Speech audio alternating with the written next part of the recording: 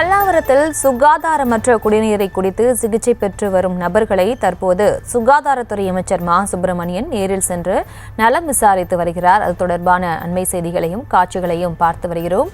பல்லாவரத்தில் கழிவுநீர் கலந்த குடிநீர் குடித்து உடல்நலம் பாதிக்கப்பட்டவரை நேரில் சென்று அமைச்சர் மா சுப்பிரமணியன் ஆறுதல் கூறி வருகிறார்.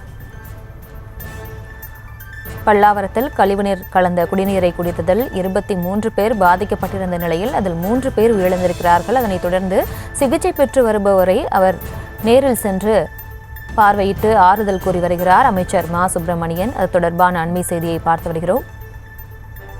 மேலும் விவரங்களோடு இணைகிறார் செய்தியாளர் கந்தன். கந்தன், வணக்கம். விவரங்களை வழங்கலாம். வணக்கம்.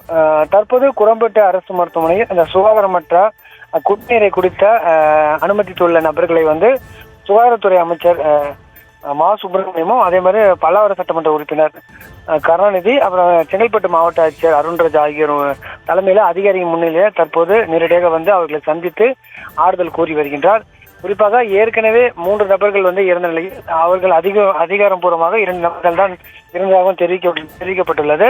தற்போது அதாவது அனுமதிக்கப்பட்டுள்ள அந்த 18 நபர்களுடன் நேரடியாக சென்று அமைச்சர் மா சுப்பிரமணியம் எதனால் நடந்த கேள்வி எழுப்புகிறார். அதற்கு அவர்கள் நேற்று தினம் அந்த குடிநீரை நாங்கள் குடித்ததனால் இந்த மாதிரி எங்களுக்கு வாந்தி மயக்கம் ஏற்பட்டது. வாந்தி மயக்கம் ஏற்பட்டதால் நாங்கள் இங்கே அனுமதித்துள்ளோம் எனவும் தெரிவித்துள்ளார்.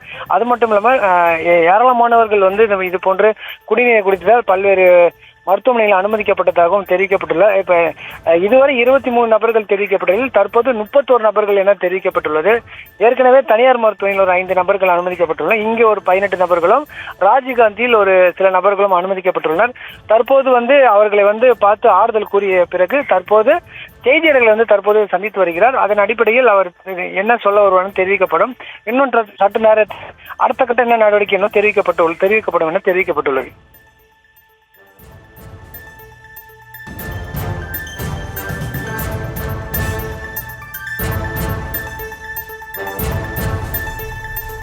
விவரங்களுக்கு நன்றி கந்தன்.